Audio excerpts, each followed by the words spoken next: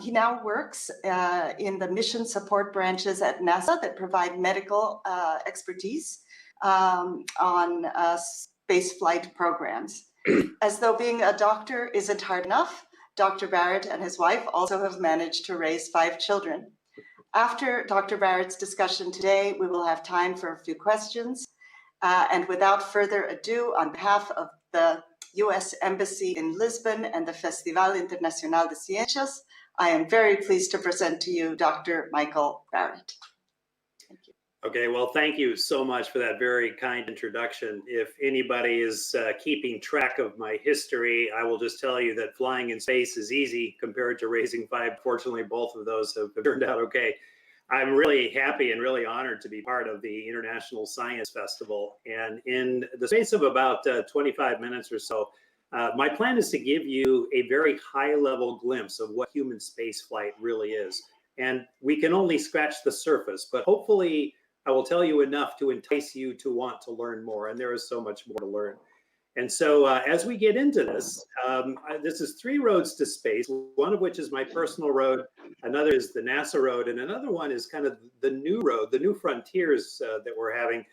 I want people to remember that there are always people going to and from low Earth orbit these days, and we have had a permanent, continuous presence of humans in space since October of the year 2000.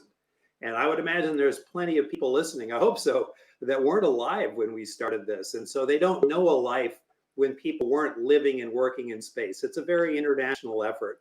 On the left side, there is the Russian Soyuz. On the right side is the SpaceX Falcon 9 and Dragon capsule. And these are the people up there right now. And it is a 7-person permanent crew, multinational. Here are represented Russia, Japan, France, and the United States. And this is our typical crew that we have there. So against this current backdrop, which I think is really quite amazing, I want to be sure we don't take this for granted. Let's go and we'll talk about these 3 roads. Now, first of all, my personal road, I'm again shortening things quite a bit. I've been extremely fortunate. As was noted, I am a medical doctor, and my passion is the human in space, how we react, how we adapt, how we become almost extraterrestrial creatures up there. But to get to this place, it's been a very long road. What I'm showing here, by the way, is the last launch of the Space Shuttle Discovery, which I was very honored to fly on. And this is my road just for people who like to do math. I went to the University of Washington. I did a 4-year science degree in marine zoology because that was definitely my interest at the time. It remains an interest. I spent 8 years in medical education, both primary education and specializing in internal medicine, and then spent another 2 years at Wright State University, Wright-Patterson Air Force Base in Dayton, Ohio. Now, for those that know that we graduate our primary schooling at the age of 18 and are doing math, yes, I was 32 when I finished my training, my education to prepare me to do what I wanted to do. And that sounds like a long time. I can just tell you that as you get further in your advanced education, it becomes much more interesting, much more engaging. And those are experiences you can really take with you. It was not a labor or a drudgery at all. And I think one of the things that really characterizes people in human spaceflight is a love of learning and just really a desire to know new things. And as mentioned, I came to the NASA Johnson Space Center in 1991. And if you remember the prior pictures, this looks a little bit like a university campus. And it definitely has that feel. It really feels like a place of learning, but also a place of doing. And it's a combination of things that I think really attract us into human spaceflight. And what I didn't expect was to spend so much of my life here. This is the Russian counterpart, the Gagarin Cosmonaut Training Center in Star City, Russia. I've spent a little over 5 years of my life here, both training as a crew member and working as a flight surgeon and medical officer and doing joint research with our Russian colleagues here. And that was a big change in the human spaceflight world as I entered it. We started working much more collaboratively with Russia, thinking about them as our former Cold War adversaries. This was a huge change, and I think a really world-changing event. One little suggestion, we have an open mic somewhere. So if somebody could close their mic. Looks like they might have just hit the floor, so I hope they're okay. Interestingly, as part of our astronaut training, I have actually spent more time underwater training as an astronaut than I ever did as a marine zoologist. And we find that some of these remote venues become extremely good training analogs. And one of those is actually an underwater habitat we have off the coast of Florida, off of Key Largo. And it's very good because it sits in 60 feet of water. It's at saturation, which means we can't leave it quickly. It takes us 24 hours to decompress to get to the surface. Very similar to the amount of time it would take for planning and evacuation from a low Earth orbit station. And the modules here are very similar to and very much the same size as our space station modules. So this has become one of our best training analogs and something that we really look forward to, as you might imagine. Something we do with our European Space Agency colleagues is caves training, where we will train for maybe a week or two on the surface and then go down with an international team and spend maybe a week or more totally underground. And we're doing actual science along with the training. So we're looking at parts of the cave that had not been explored before.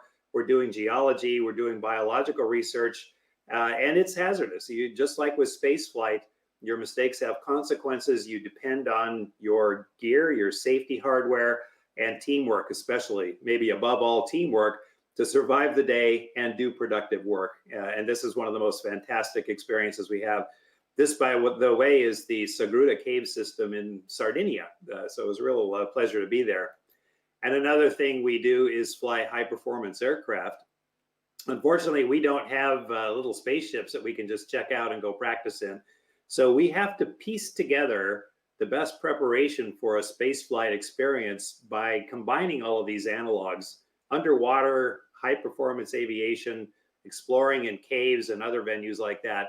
And after years of doing that, remember that I had a lot of education to begin with, but after years of doing that, you kind of find yourself ready and being able to launch the first time. This was my first launch morning, and an interesting thing about my crew, we were launching on the Russian Soyuz.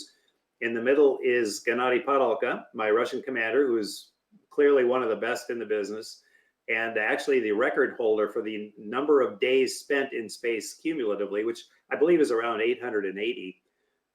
On his right, on the left of the picture, is Charles Simonyi, a Hungarian-American, and he was actually a paying spaceflight participant, a tourist, if you will. And the interesting thing with him is that he was on his second flight. And so on this flight, I, as the NASA professional astronaut, was the rookie, the inexperienced one. Excuse me. And we had a terrific crew. We bonded very well together. We formed a lifelong friendship.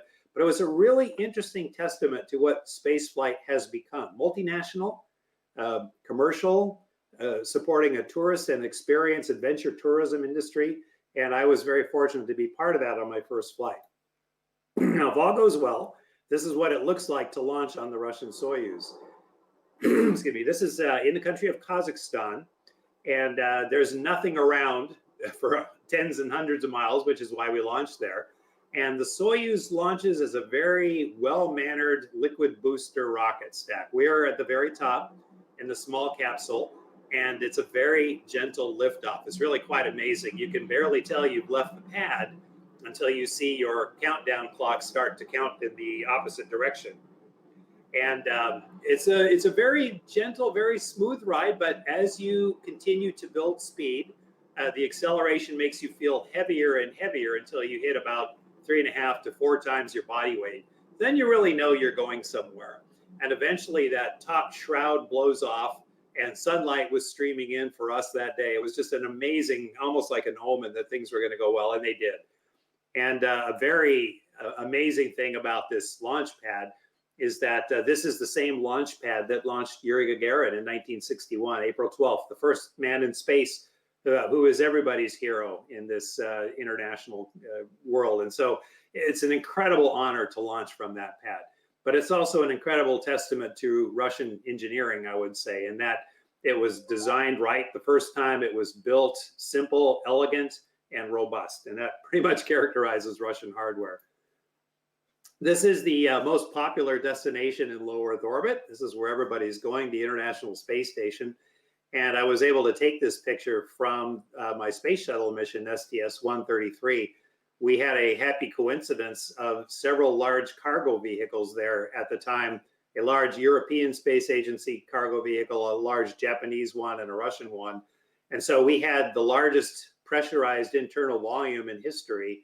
And so the station is actually pretty big. A lot of people think that we are claustrophobic and cramped and bumping into each other, but believe me, there is a lot of room. And on a heavy work day, you can go for a couple of hours without seeing another person if you're working on an experiment in a certain module. So it's a very elegant surroundings. I would call it almost a golden age of low Earth orbit habitation. But it really serves as a laboratory, and it's an extremely well-equipped one at that. A few characteristics, we call it small, but I would say that it's not, especially when you look at spacecraft. It's by far the largest spacecraft in history. And when we say remote, and sometimes we use the term outer space, it's a little bit of a misnomer because we're not very far from the Earth, as you see. We're only about 250 miles or so above the Earth. But what does make us remote is that we are going at orbital velocity, which is 17,500 miles an hour. To get there, we have to speed up, accelerate to that velocity. To come home, we have to decelerate, to slow down from that velocity. And both of those require tremendous energies and hazardous operations. And so that's really what makes us remote.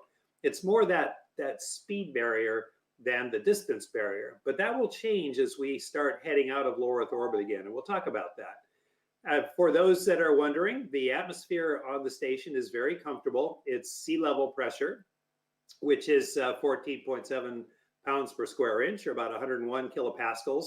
And it is a normal oxygen-nitrogen mix, 20% and 80%. And that gives us the chance to really study zero gravity as an independent variable, as a dependent variable, actually. And so we try to normalize things as much as we can. I am a little behind there. Our standard crew size used to be 6 until very recently. It is now 7. And that gives us a lot more capability to do science, which is really quite wonderful. The food is preserved. We used to be thinking of ourselves as sea voyagers, so a little bit above salted pork and ship's biscuits, but freeze-dried food, canned food, foil-packed.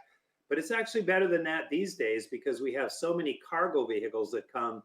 Typically, almost every 6 weeks, a new cargo vehicle comes, and our handlers can pack in fresh fruit, fresh vegetables. So we really look forward to that. As you might imagine, the view is tremendous from the station, especially of our mother planet. It's close to what I call the public transportation lines because all of our crewed vehicles that are flying to space pretty much go there, with a few new exceptions, which are very exciting. And what really characterizes this platform are two big things. One is weightlessness, so we sense zero gravity, and the other is radiation, which we can't see, but we know that we're soaking it up all the time we're there, and we have to be extremely mindful of that. Now, if you look at the map of the visiting vehicles on the station, every arrow there points to a vehicle that would come and go. Some of those carry people, some of those carry cargo, several different types, and many different places for them to dock. So the space station becomes a very versatile hub of activity of transportation and laboratory science. Now, I want you to think the way I have to think about weightlessness and what that does to everything, the way people live and react, and the way we have to do experiments, and the way we have to live our daily lives up there. So take away the gravity. Some of the more basic physical principles are changed radically. So sedimentation will not happen. If you suspend particles in a liquid on the ground, they very orderly fall to the bottom of the column. Over time, that will not happen up there. They'll maintain an even suspension, and the only interaction will be with surface tension with the vessel. Buoyancy. Buoyancy is based on different weights of fluids or gases, and of course, they all weigh the same. That's why they call it weightlessness. So you will have no separation of gases in an atmosphere, and oil and vinegar will mix if you're trying to put something on your salad. You just have to keep it contained. So you will not find a layer of oil on water, for instance. And the buoyancy-driven convection that fuels a candle flame or fire, how combustion works, is absent up there. So a normal candle flame will volatilize the fuel below it, the paraffin, and it will entrain oxygen and build its pyrolysis products and vent those to the atmosphere. It's hot on top, cool on the bottom. It sets up a circulation. You won't have that because there is no difference in the weights of the fuels, the oxygen, and the pyrolysis products. And so fire behaves extremely different in zero gravity. And if you just light a match, there's a good chance it'll burn out the oxygen locally and just go out. However, if you blow on it just a little bit, a little convection goes a long way, and it could flare even more than you would ever see on the ground. And so pyrolysis, fire, if you will, combustion is a very interesting phenomenon in weightlessness. Diffusion, I think many of you know, is normally considered a bit of a weak force for mixing for both biological and chemical purposes on the ground, but that becomes one of our dominant forces up there. It's slow, but unless you force some of these other absences, you can have forced convection, you can have forced buoyancy if you apply a centrifugal force on a vessel, for instance. But unless you do those actively, you're stuck with diffusion. So think about how those would guide everything else that I'm about to show you. Now, that adaptation to weightlessness indeed is by far the dominant condition that affects the human in space. There are many other things. I mentioned radiation.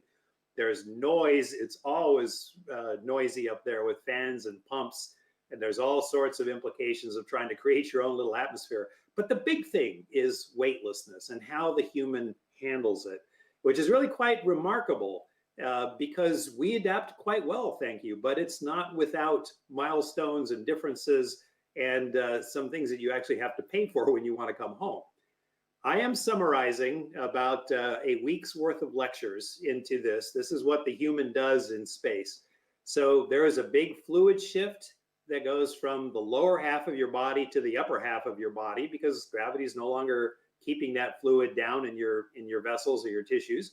So we get some facial puffiness. You sometimes see people with fat faces with their pictures on orbit. And it's a little uncomfortable, especially the first few days before you adapt.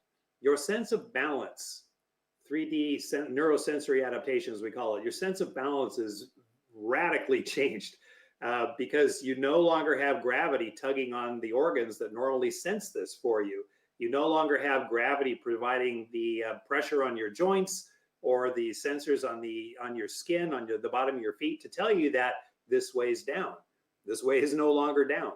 And we also see big changes in how the body regulates its fluid. The blood volume decreases, red blood cells decrease. I will spare you the details, but how that happens is absolutely fascinating. And it's a physiologic phenomenon that we did not know the body was capable of until we flew it in space.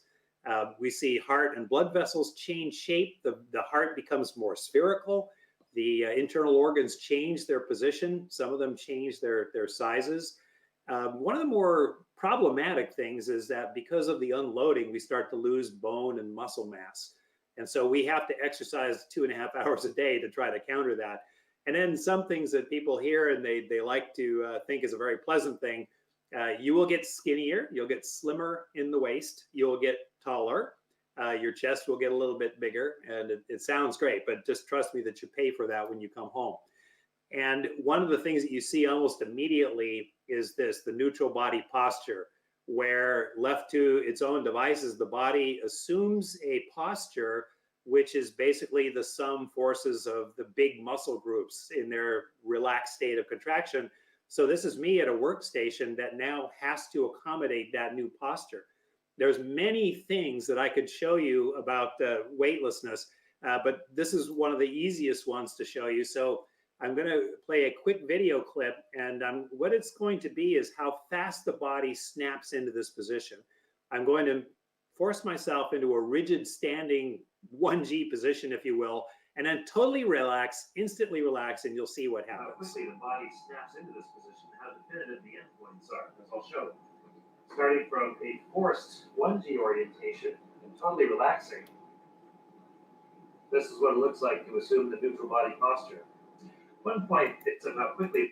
So the interesting thing is that if you are designing a workstation, a bed, a medical table, which we've actually worked on before, anything that interfaces with the human, this is now the posture that you have to accommodate. So it's one of many aspects of the human and weightlessness. Another kind of interesting reversal is that we're used to walking with our legs and carrying things with our arms, and up there, that is largely reversed because you propel yourself by imparting emotion with your hands for the most part, and then you can easily carry things between your legs. So what I have there is about 30 kilograms worth of food in those 3 different containers, and it's just effortless to pop them between your feet and move them to wherever you'd like. Now this is, I would say, the most popular place in the solar system. This is the cupola, which is a large bay window that hangs from the bottom of the space station and looks towards the Earth. And I did mention the awesome view and our habitability characteristics. This is my very good friend, Samantha Cristoforetti from Italy. And it shows you what a strong vantage point the station is for looking at the Earth.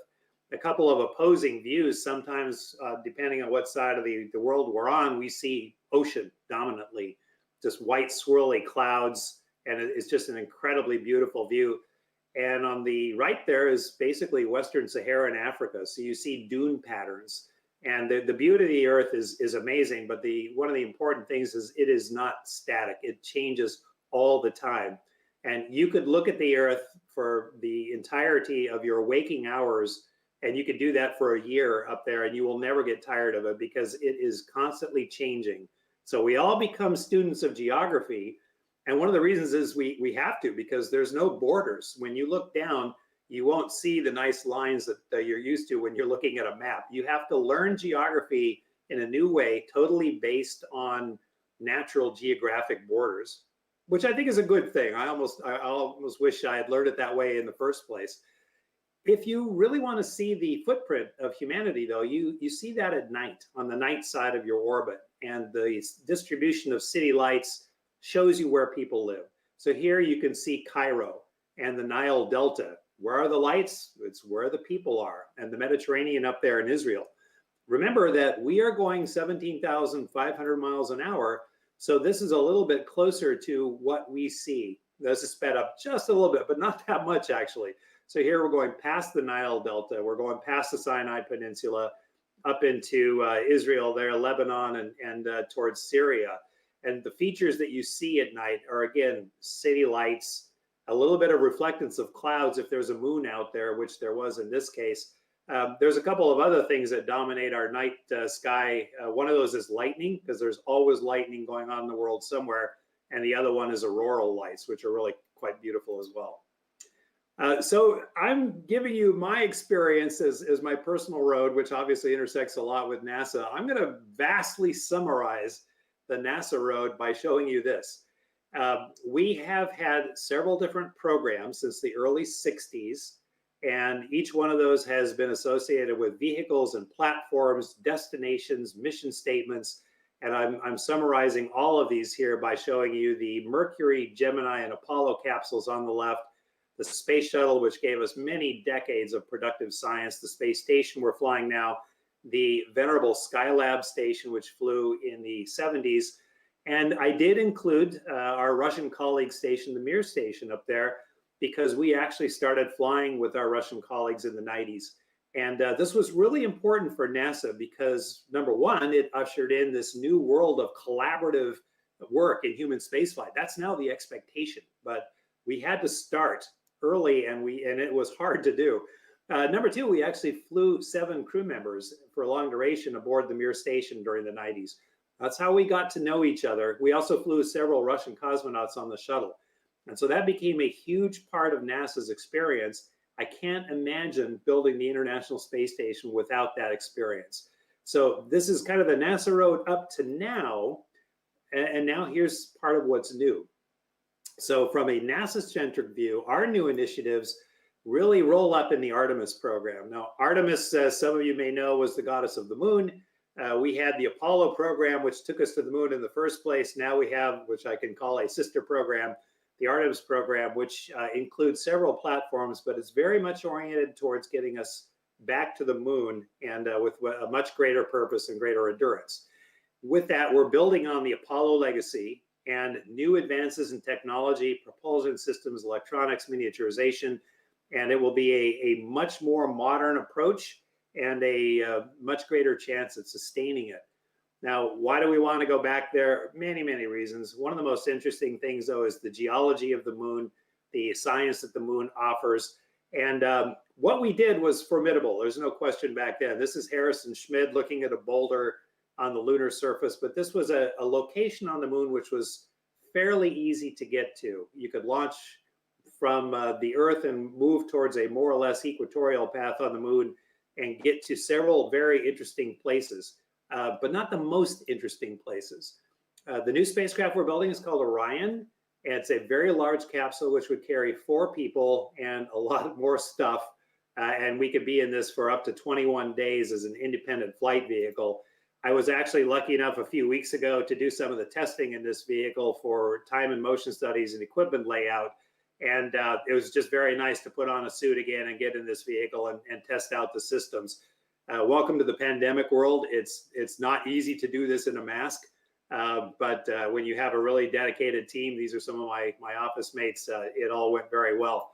This is what the interior of that capsule looks like. And if you remember seeing pictures of the Apollo capsule, this is much more spacious, much more capable. Of course, everything is neat and tidy here because it's stowed, but like your teenager's rooms, it will be fairly cluttered once we start inhabiting it. We're also planning a new station, but one far remote from low Earth orbit. This will be in the lunar vicinity. And to reach those interesting places I was mentioning, it's extremely difficult to just shoot straight from the Earth to the moon. A lunar station like this that follows a very interesting orbit, if you will, not a straight orbit around the moon, but a rectilinear orbit that gives you several launch and landing opportunities to all the geography of the moon is what we really need. So this is what the gateway station, which we're planning and building right now, looks like.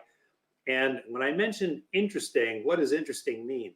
An interesting place on the moon has water ice on it, which we have discovered there and we really want to exploit. Water ice gives us lots of opportunities. It's something we can, of course, melt for water and drink. We can also break it into oxygen and hydrogen, so we can breathe the oxygen for our atmospheres and spacesuits, but we can also use those 2 constituents for rocket fuel. And being able to produce rocket fuel on the moon and launch with only 1/6 the gravity that we have on Earth would be a huge advantage in exploring the solar system. So this is what makes it interesting and what makes us want to go back with a sustaining capability. And unabashedly, this is our eventual destination. We'd like to get to Mars, and we'll learn how to do that best by working back on the moon again.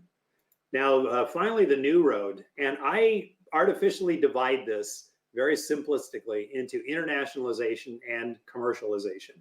So first, international. It's another thing that I believe some folks take for granted, probably more so in the United States than other places, to be quite frank. But there is a thriving international human spaceflight community now that did not exist when I joined NASA. And it's one of the most gratifying things that I've seen in my career in human spaceflight. Watching this build, watching how we work together, it's really been quite wonderful. When I came, there were still fresh memories of the Cold War. As it is now, I have counterparts in Russia that if I have a biomedical question, I know exactly who to call in Moscow, or in Cologne, Germany, or in Tsukuba, Japan, or in Montreal, Canada, for that matter. And I can discuss these freely because we've built up a working relationship. And I think you can see that graphically illustrated here by the number of science modules we have. There are Russian modules and US, European, and Japanese modules, and the number of control centers on the ground. This is all distributed throughout the world that can actually receive commands and send commands to the station and help us to operate this extremely complex platform. That's how we work every day. And we have 5 national agencies: European Space Agency, Canadian, Japanese, Russian, and NASA, of course. I was very fortunate on my first mission to have members of each agency represented. It's the first time and the last time. I hope we get there again. But we were very, very happy to fly this set of flags, which I believe is now at the UN. So, you know, it's more than symbolic. This is how we work. And station is at least bilingual. Everybody has to speak English and Russian, but you hear all sorts of languages every day. A good illustration of this is the Japanese H2 transfer vehicle. This is one of the larger cargo vehicles that we've used for resupplying the station. My mission, we actually caught the first one, the very first experimental test flight. It was full of supplies. It was really great. But you'll notice that the way we catch it is using that Canadian arm. I was the U.S. Lead at that time, and so I had to oversee this whole operation. This was at the conclusion, so you see all smiles. But what you are seeing here is a Belgian operator of a Canadian robotic arm with a U.S. camera operator who just caught a Japanese vehicle with that Canadian arm. And you see a Canadian there on the right who is also helping to operate the arm and the docking system. We docked it to an Italian-built node on an international space station commanded by a Russian. If that's not international cooperation, I don't know what is. What a great day that was, though. And a little bit about commercialization. Two big aspects. One, in my world, human spaceflight. That's what I do. But also satellites. You know, we launch satellites from the International Space Station, and of course, there's private carriers that take them up there. And the explosion, if you will, of access to space for small satellite makers has been really, really remarkable. Communication, Earth observation, atmospheric science, and seeing that happen has just been really quite amazing. Again, in my world, is more oriented towards human spaceflight, and I do like to point out that there's really never been a time in history where so many different human carriers were being built and flown. So it's really quite amazing. The SpaceX Dragon, of course, is now in routine operation. The Boeing Starliner has flown one test flight. We anticipate another test flight in another couple months, and then it will start carrying people as well.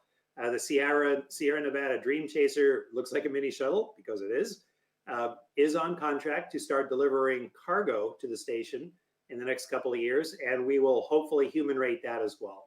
And another private enterprise, Blue Origin, is hoping to build a capsule, the New Glenn, which will also carry people to low Earth orbit. And again, we've got the Orion, which goes beyond low Earth orbit. Charles Simonyi, who I flew with, I have him in the center here because he flew twice, but is one of several spaceflight participants, or tourists, if you will. And they have all flown on Russian rockets to the International Space Station. So Russia really paved the way in doing this. And this has really been, I would say, a big stepping stone to allowing access and showing what the market is really like. And so now we have other vehicles that are following suit to do the same thing, again, to fly to the International Space Station, but also to fly free flyers. I cannot discount the suborbital adventure tourism flights. If anybody has been following that, this year, we saw the inaugural operational flights of two new spacecraft, the Virgin Galactic and the Blue Origin, both of them years in development, but finally showing the fruition here. I like to point out that the Blue Origin capsule has flown the youngest person, 18 years old, and the oldest person just a couple of days ago, 90 years old, into space. And that's what we're going to see, an expansion of the number of people and the type of people who fly into space. It's very exciting for us.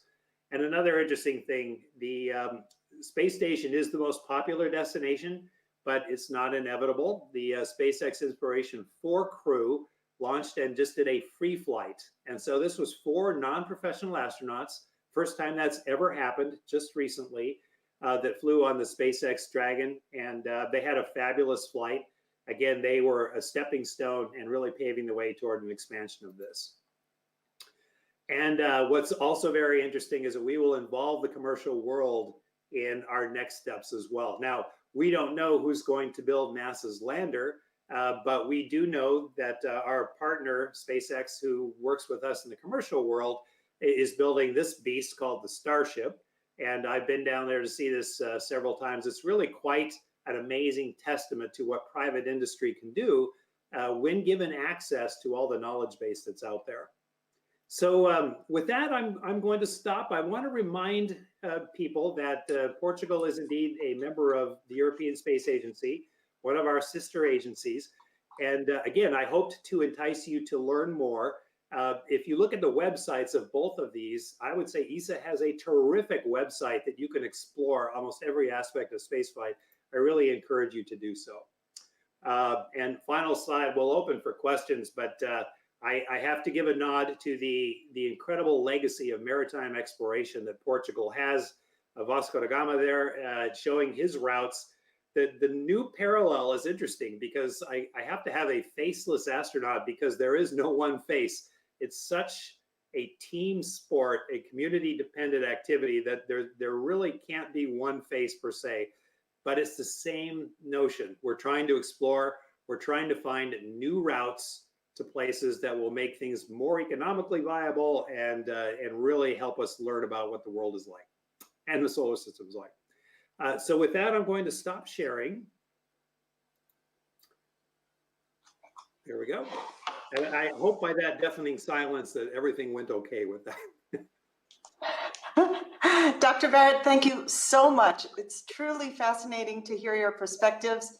And we are going to open for questions while the team locally sets up for questions. We have some raised hands. I'm just going to ask one to kick off. We know that you yourself have been so involved in the effects of space travel in the human body. And I think everybody's super interested to know what would be the 2 or 3 kind of biggest health concerns associated with space travel, especially now that people are doing these kind of tourist visits. We would love to hear that. Sure. Well, I'll start right off by saying that the health risks really map to the duration you're in flight. And so a short tourist flight of a few days, a week, even a couple of weeks is not going to be that risky for people. And so the vast majority of the new tourist base, I think, will be in that category. So we shouldn't count that as a barrier per se. But when you're talking about spending months at a time in space, then our big health risks are radiation, as we mentioned, and our worry is basically excess cancer risk, if you will. We get well over 10 times and sometimes much more than that, the dose of radiation in a 6-month mission than you would as a radiation worker on the ground. The other thing is that bone and muscle loss that I talked about. And there's other things that happen to the human body that I didn't mention that involve the brain and the ophthalmic system, the eyes, the optic nerve. And some of those are probably not so good for you. And they've been happening forever, but we just didn't really see them until we had the laboratory that is the International Space Station. So we're watching that very closely. I can tell you that from my time in space, my optic nerve and my eyes are totally remodeled. They are totally different than they were before I flew. And so that's an interesting thing we're watching very closely. So there are health risks. There's no question about it. That's part of what NASA studies. Thank you. I wonder if the stage can set up for a question or two.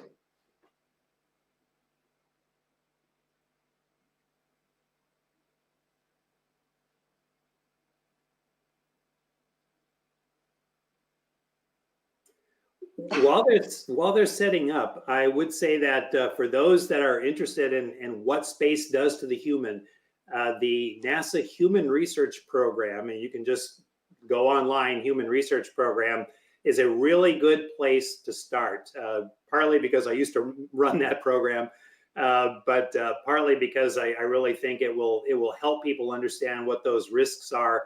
And if you want to get deep in detail, you can. There's no question about it. So. I see some raised hands, but I'm not quite sure how they're getting to the mics.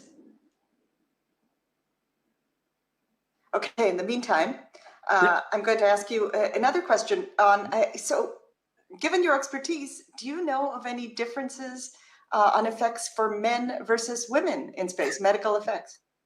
Well, sure. You know, it's interesting you should mention that because we are actually doing a symposium on the differences between men and women in space, and we'll be broadcasting that live the first week of November.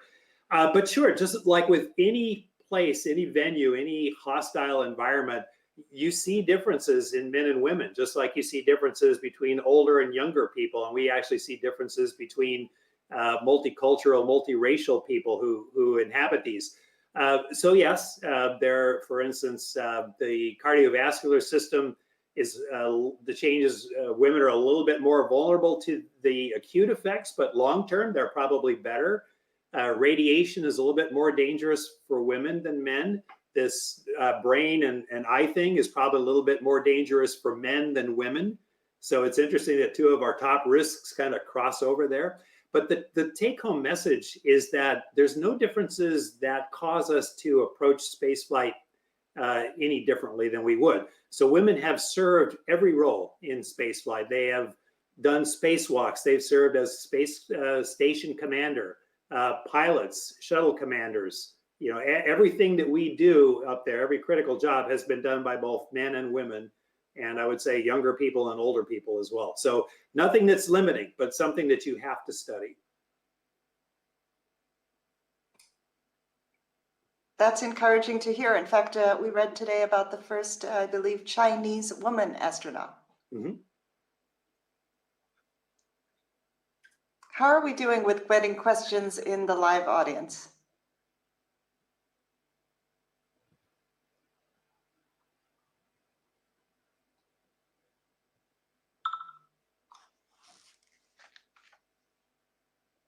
Okay, as long as that's not coming in, you're lucky because we have a lot of questions here on the on screen.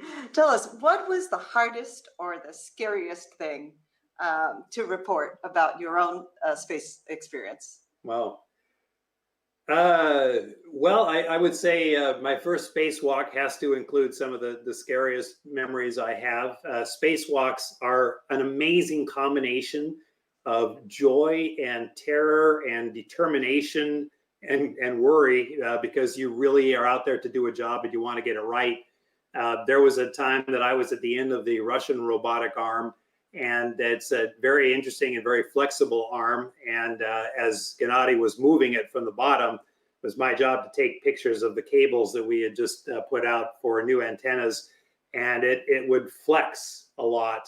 And so I was up there at the top of this. It was like being at the top of a mast of a boat and looking down on the station. And it was the most amazing view I have ever had in my life, looking down on the whole of the space station and the Earth going by at 17,000 miles an hour, the city lights, the coastlines and everything, and yet still hoping and praying that I wouldn't become a satellite.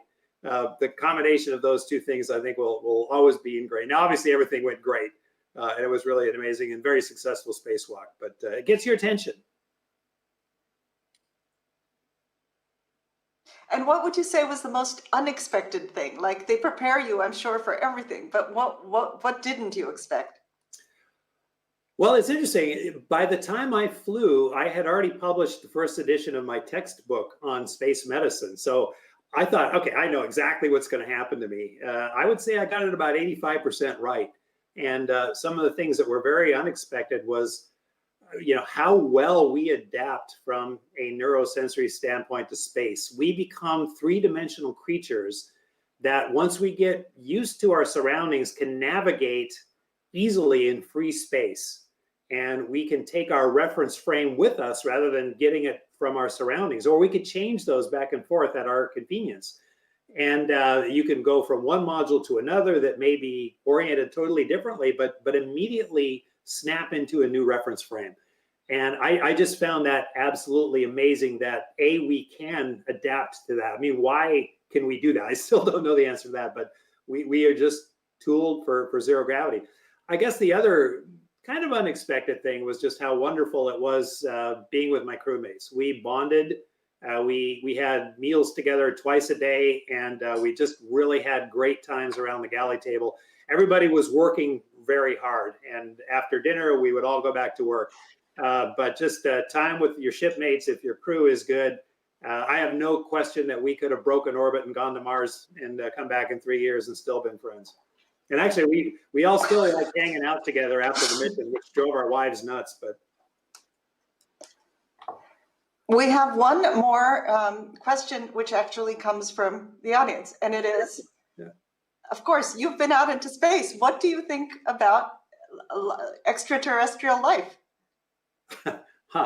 I've always suspected that a couple of my astronaut office mates are aliens just by the way they act. But I would have to say that if you ask us, we're very practical, and especially myself as a life scientist, I cannot imagine that there isn't life out there.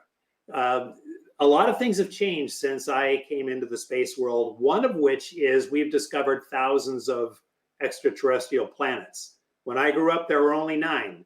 And of course, they even demoted one and made that 8. But we have found a couple of things. There's a lot more places out there that are hospitable to life than we ever thought possible. So that drives up the odds. Another thing we found is that there's a lot of life that is much more robust than we ever thought, resistant to high temperatures, high pressures, low oxygen. And so the combination of those two awarenesses, discoveries by us, but of course they were always out there, I think it's an absolute eventuality that we'll discover the life that's out there.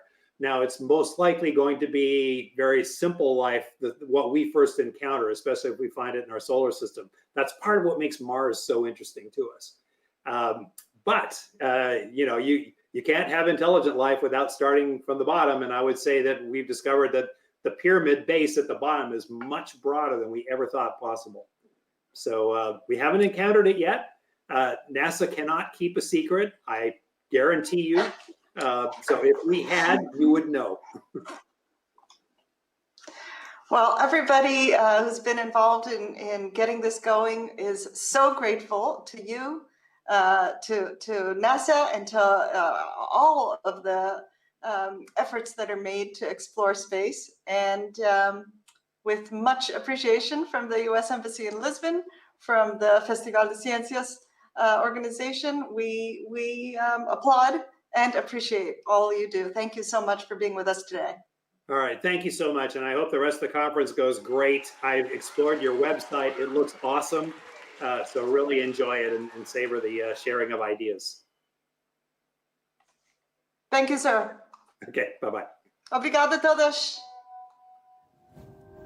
Oeiras. 46 quilómetros quadrados de ideias e emoções com que damos forma ao futuro. Oeiras 27.